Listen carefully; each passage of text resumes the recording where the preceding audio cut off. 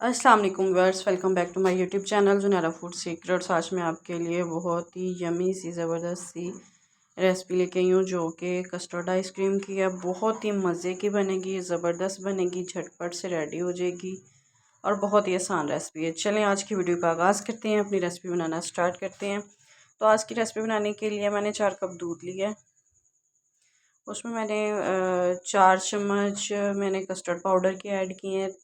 Half cup दूध में उसको दूध बॉयल होने के बाद उसमें कस्टर्ड पाउडर को दूध में मिक्स करके ऐड कर दिया। अब इसको हम पकने देंगे, थिक होने देंगे।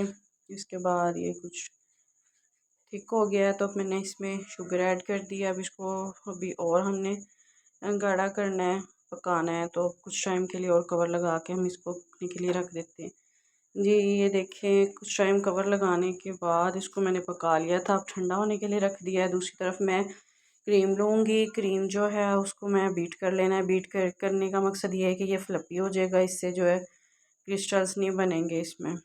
तो इसको अब हम जो है बीट कर लेते हैं अच्छे तरीके से। अगर आप भी चाहते हैं अपने खानों को अमेजिंग ज़बरदस्त बनाना तो मेरे चैनल को लाइक शेयर सब्सक्राइब करें, फुल वीडियो वॉच किया करें ताकि कोई भी स्टेप मिस ना हो और सब पॉइंट सब बातें आप तक अच्छे तरीके से पहुंच सकें। जी मैंने क्रीम को बीट कर लिया। अब जो मैंने कस्टर्ड बनाया था उसको मैंने इसमें ऐड कर देना है। ठंडा कर लिया था, देखें गाढ़ा हो गया और भी ठंडा करने पे।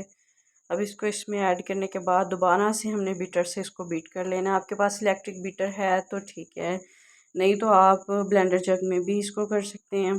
तो मैं अब इसको कुछ टाइम बीट कर लूँगी।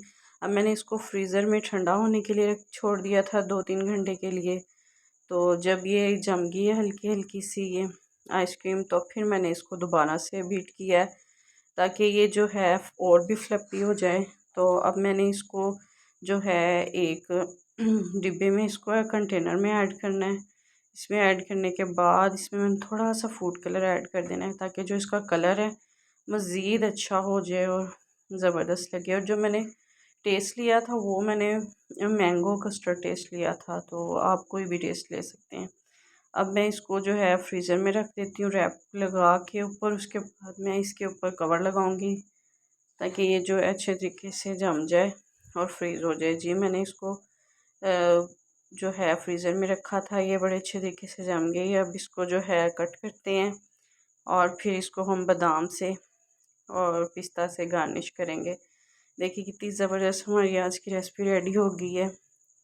अगर आप भी चाहते हैं आपके खाने आपकी रेसिपीज़ ऐसी बने तो मेरे चैनल को लाइक शेयर और सब्सक्राइब करें। अपनी दुआओं में याद रखें और मुझे फ़ीडबैक दें कि आपकी रेसिपी कैसी बनी है। आज की वीडियो का अख्ताम होता है। इंशाल्लाह न्यू वीडियो के साथ हाज़िर होते हैं। ओके जी, अल्लाह हाफिज़।